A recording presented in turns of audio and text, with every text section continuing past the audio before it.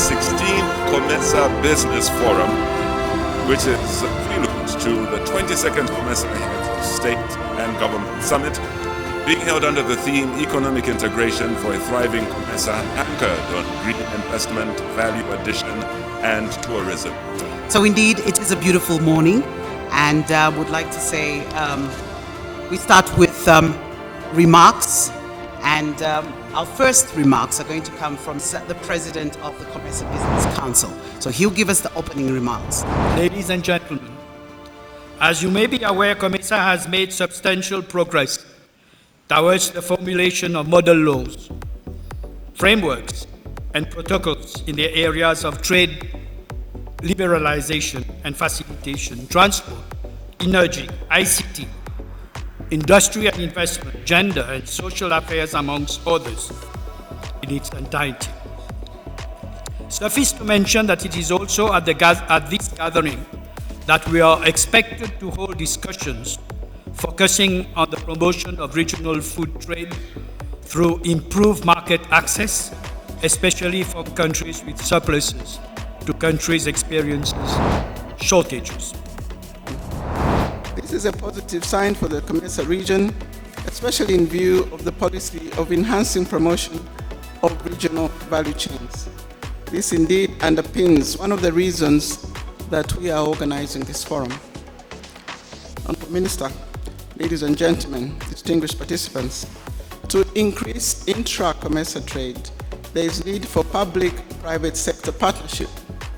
As the COMESA Secretariat, we are happy to leverage existing COMESA institutions, such as the COMESA Business Council, to increase intra-COMESA trade through private sector development. It is always important to synergize and capitalize on each other's strengths in targeted focus areas. It is therefore timely that Africa and the business community in Africa must accelerate the establishment of value chains to ensure Africa's self-sufficiency and to ensure that Africa not only is resilient in the face of this crisis, but also is establishing sustainable supply chain networks for the future.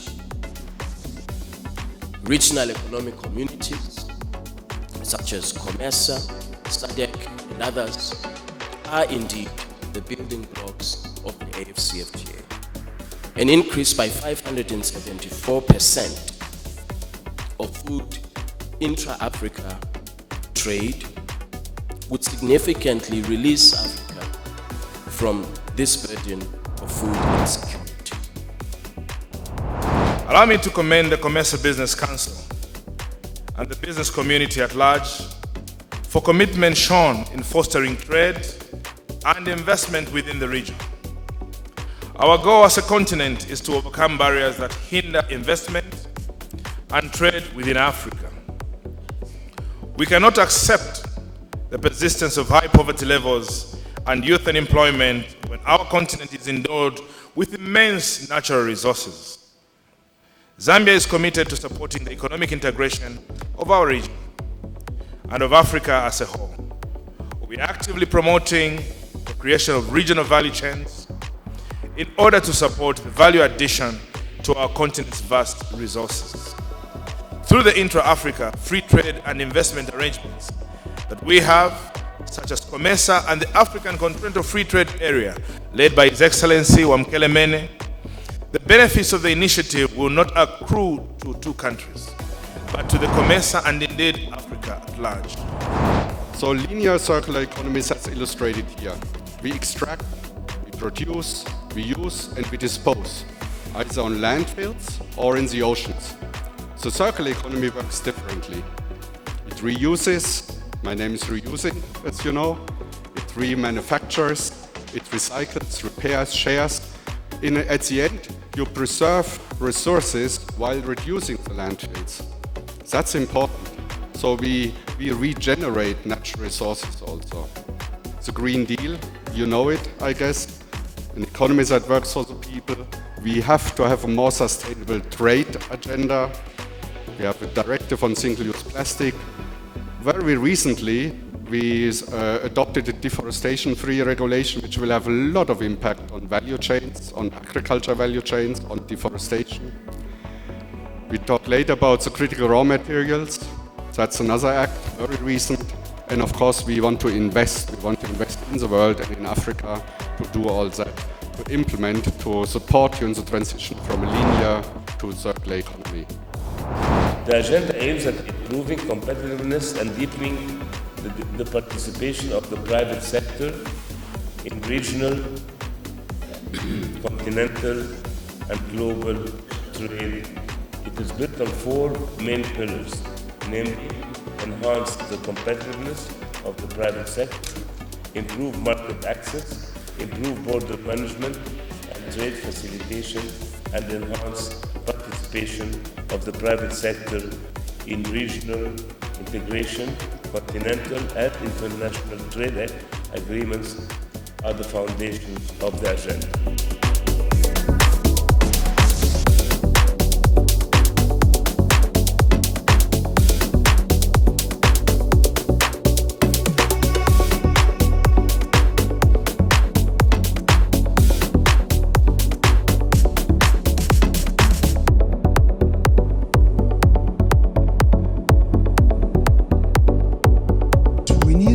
To address the three main issues. The first one is how to facilitate the inclusion of small-scale business into the regional market, and second, how to improve the business environment, including investment policies, and third, which is more important, how specifically to come up with to promote regional value chains in COMESA and beyond COMESA. So, Mr. James, I would like to ask you that specific question.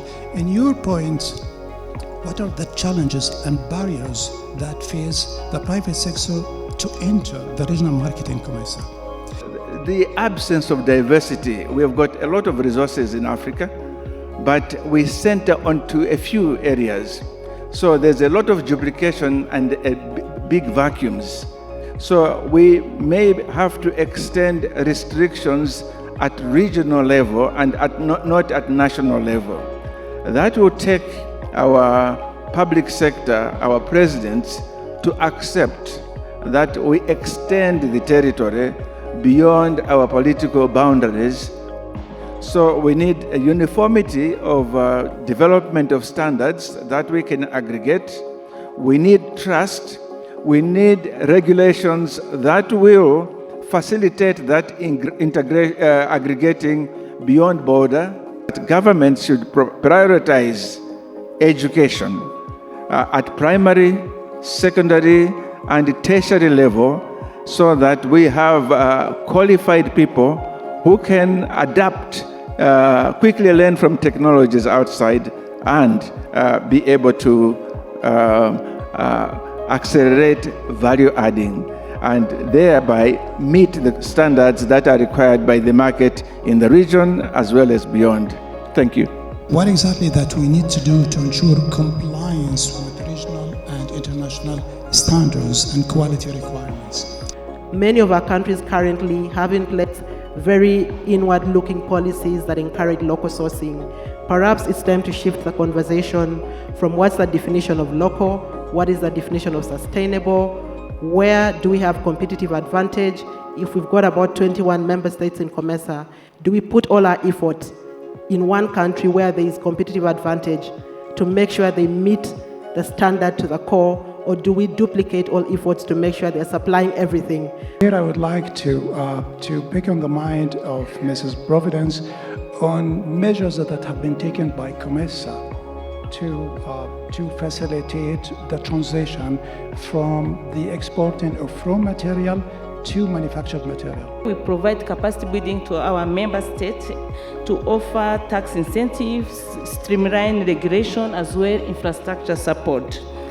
In the spirit of industrialization, we have also put in place the COMESA local content policy framework, which enable the member state to put in place measures to support production and sourcing of goods from the region.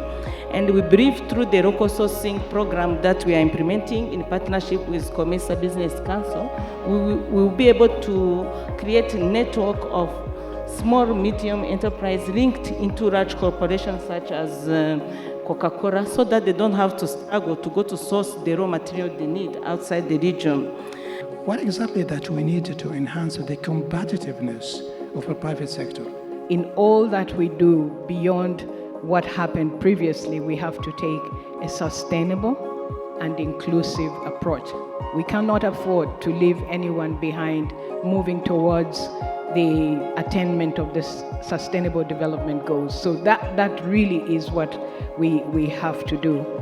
I think a clear recognition that this is about complementing each other to be able to achieve a greater goal is also one that has to come in the picture. A regional and continental vision that is aligned, that is implementable, that is clear in terms of prioritization and what we do in as far as the value added. And maybe what I want to highlight is that these things must be put in a context. The main challenge we have in Africa is that we produce more or less similar products.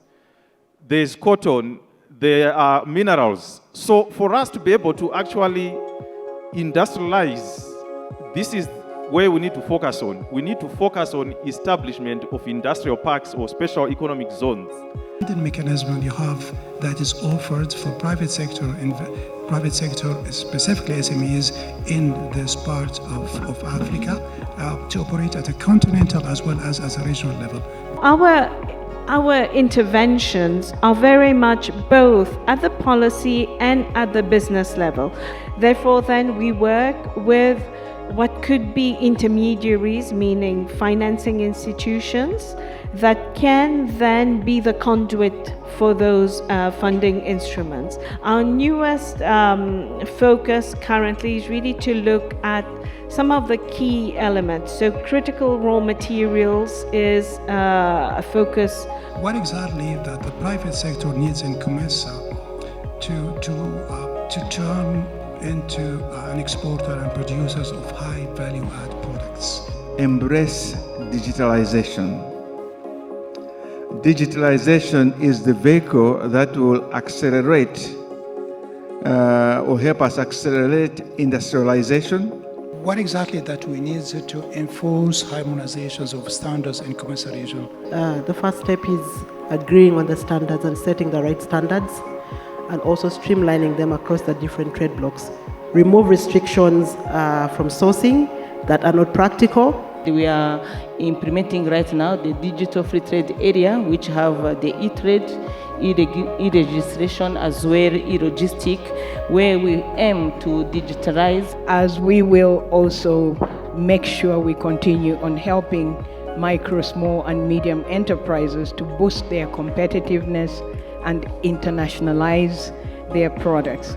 We are also putting a lot of emphasis on what we call ADI, Africa Direct Investment. We believe that the money is here in Africa, the investors are here, so we are promoting the concept of Africa Direct Investment to ensure that we channel funding into regional value chains.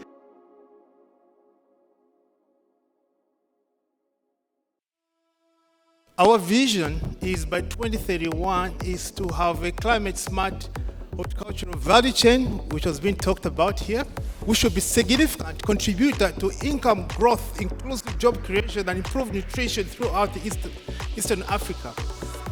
And so on this horticultural accelerator, we also want to make sure that we increase farmers' productivity, cash flow, and financial resilience.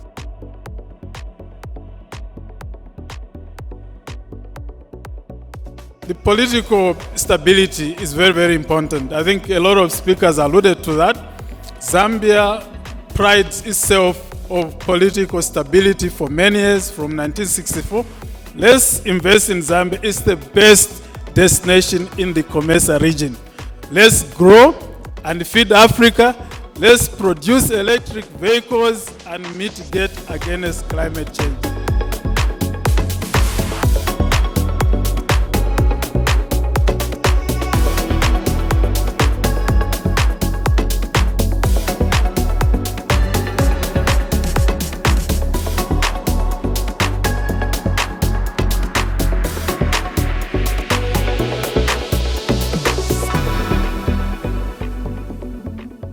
Let me then call upon the panel members that we have for this particular theme, this session on market access.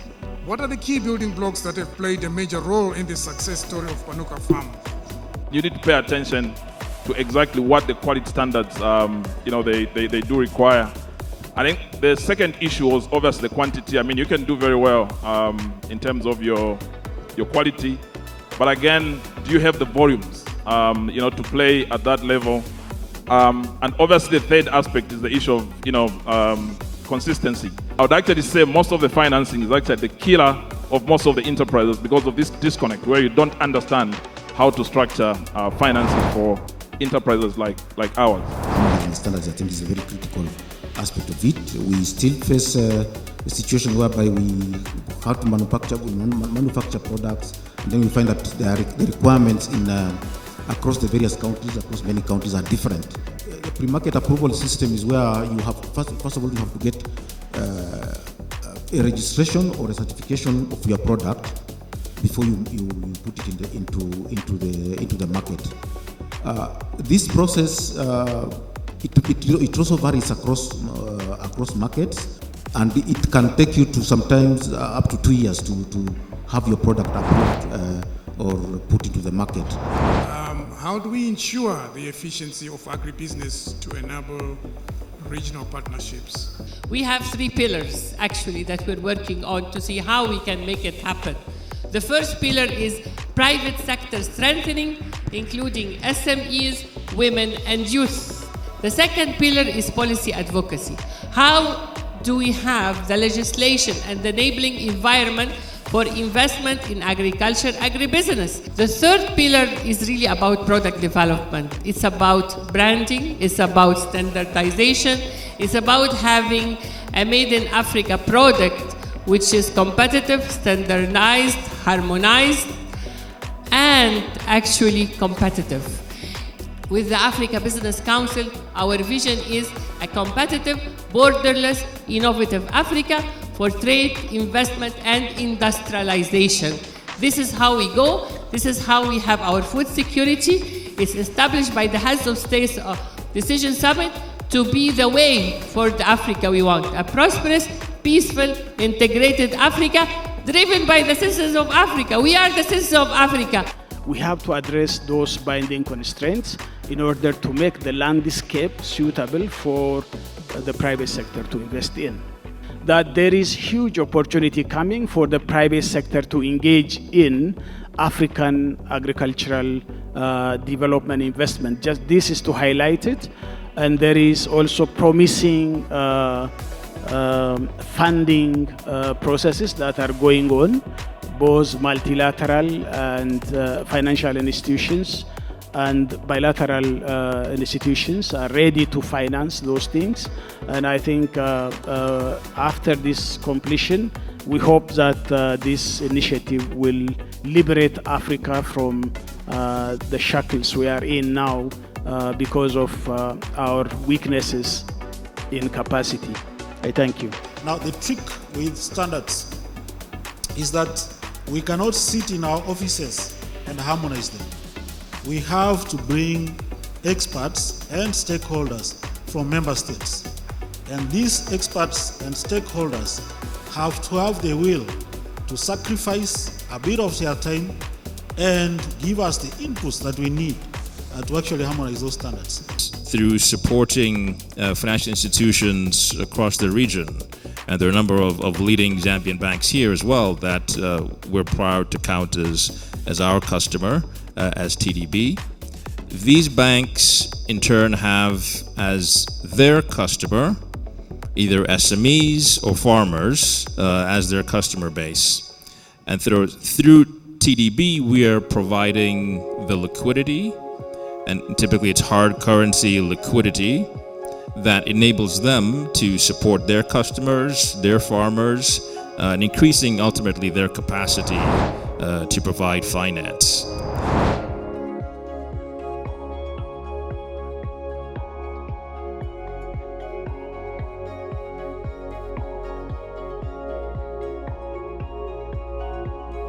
As COMESA member countries, we need to foster very strong relationships between our countries. And to do that, we need to ensure that there's mutual trust. We need to ensure that we support one another. We need to ensure that the relationships are not just transactional. We have to know where we compete, and we have to know where we collaborate. So we have started by doing a kind of needs and market assessment of off-grid renewable energy in COMESA regions. And what we have found, there are two main gaps, policy and regulatory gaps, been given to TDB. On our side, of course, we'll be providing our members for specifically for countries which don't have a conducive environment in this renewable energy, and we have already started receiving many requests on that regard. Also, our sustainability agenda is aligned with both the regional and the national vision to drive for a circular economy. Promoting regional value chains and building capacity in the manufacturing sector. As a company, we reiterate our commitment to collaborate with all regional and national stakeholders in advancing conversations, including leveraging on platforms and opportunities such as this to drive this economic transformation agenda.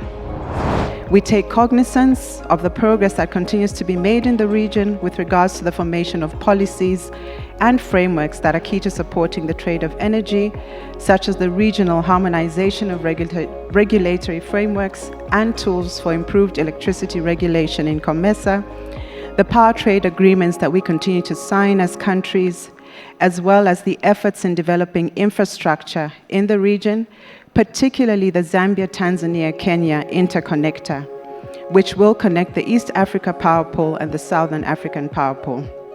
Copperbelt Energy is open for business. We are open to the building of partnerships that will spur the development of the much-needed power generation and transmission of infrastructure that will encourage the creation of a highly competitive market for power trading in the region.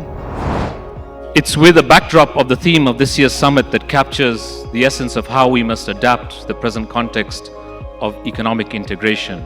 We must look at what we have in common first. We have in common the aspirations of our people. We have in common the need for economic growth. We have in common the need for integrated economies. So as the Zambia Association of Manufacturers, we are looking for integrated value chains that talk about cross-border integration on investment, on trade, on manufacturing, on access to markets, as was been mentioned before. Let us harness what each and every one of us can give each other. These partnerships that are elaborated together with the countries are a driver for structural transformation, are based on mutual benefits, and we will have an holistic approach. So the Global Gateway wants to mobilize sustainable investments of the European Union private sector and financial institutions in sustainable raw material value chains. It will support the whole ecosystem around the extractive sector, including green energy, infrastructure, training and skills, and circular economy.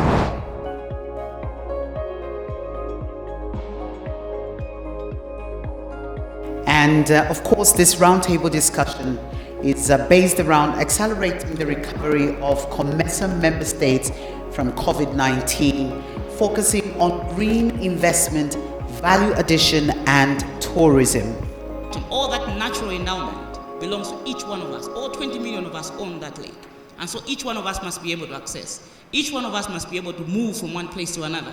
But it becomes a little bit restrictive because of the pricing. Let's produce some of these things on our own. When we do that, the price goes down. When the price goes down, a lot of people are going to be moving.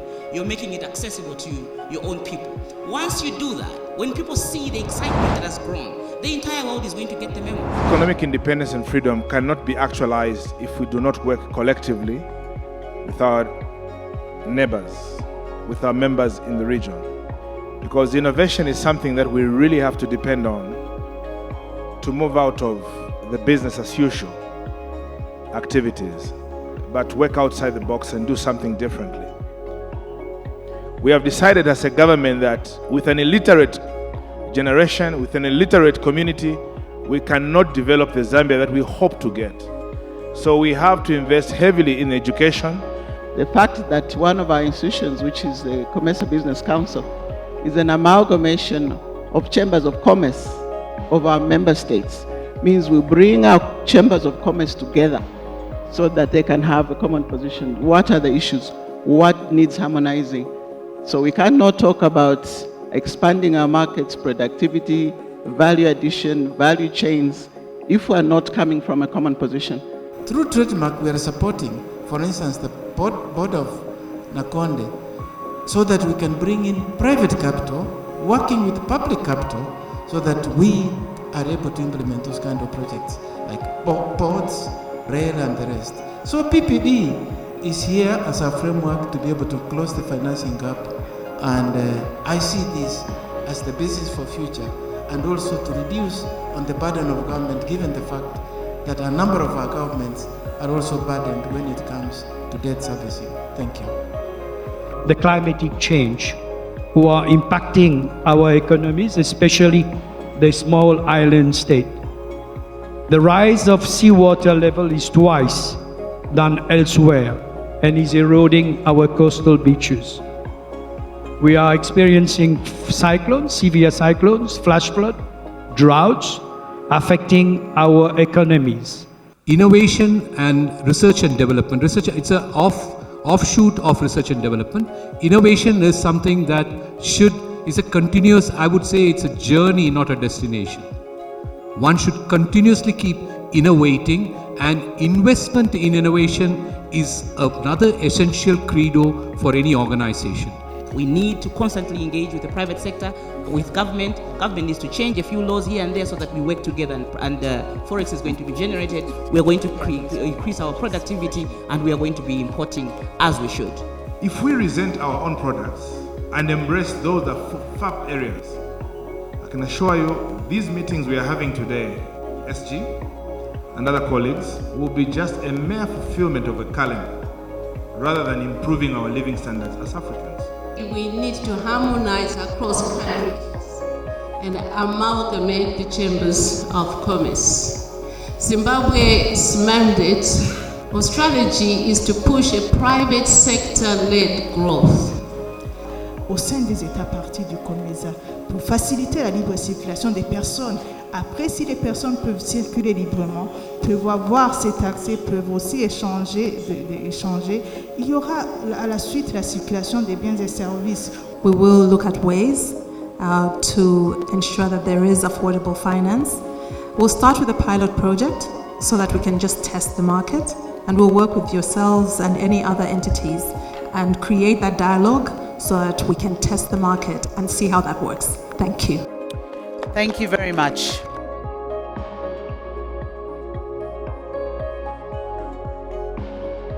To urge member states to support the ongoing efforts on the implementation of regional digital retail payment platform for micro, small and medium enterprises. Finally, we also mentioned the cooperation in management of national resources and environment. And finally, to call upon member states to embrace public-private partnership in trade facilitation, such as the development of infrastructure to enhance connectivity and border management. We know that most of our countries are talking about affordable housing. We have come up with a product that de-risks investing into affordable housing by providing that group of people with a 20% guarantee, that because we know they will not be able to raise the 20% before they get a loan. So these are the kind of things that can facilitate trade. Insurance. There is insurance in many categories, but the one that we specialize in is the insurance of trade and investment. Throughout today, we've been discussing how to de-risk investments. True. Competition authorities, whether regional or national competition authorities, are there to facilitate business and not to frustrate business. We are there to ensure that businesses, as they operate in the market, they compete and grow by virtue of their brands. Distinguished distinguished guests, in a special way, I wish to express deep gratitude to the COMESA institution and distinguished cooperation partners for your presence and support toward the hosting of this event. Furthermore, I owe special gratitude to our speakers and panelists for gracing us with insight and perspective on how COMESA member states can leverage green investment, value addition, and tourism toward inclusive, sustainable trade and investment. I further note with appreciation the continued effort of the private sector community and captains of industry in promoting private sector development. Your presence at this event demonstrates your commitment to spurring regional integration. I think for me this event was an eye-opener. I've met a lot of people from different parts of Africa who have come for this meeting. I was exhibiting men's, ladies, and especially men's and ladies wear. Integration of young people into COMESA and how we can play a huge role in adding our 2 cents to it and how we can now get more into business and contribute to business. I think what I enjoyed the most is that I could meet a lot of people. The people I met here at the conference. Yes, even those who visited my stand and those that I just happened to meet as I went around the conference. So I think the networking process was good. Having to speak to people in positions that I would one day want to get into has been something that has been amazing. This event was actually really interesting.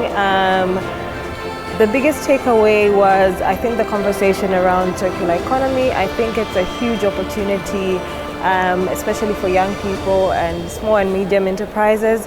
And I feel like it's a great opportunity for people to tap in, especially young people, and become part of the wider value chain, regional value chain in Africa. Just listening to the different business leaders was very interesting. I think most of the time when we talk about, a lot of the conversations I've had around development have been very civil society and government based.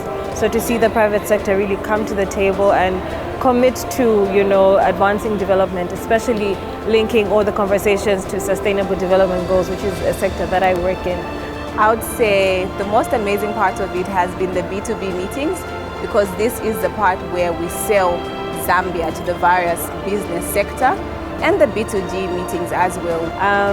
Of course, I would have liked to hear more about the opportunities for young people being a youth, but I think the conversations so far have been very interesting and encouraging, and I look forward to participating in more conversations and being part of the wider value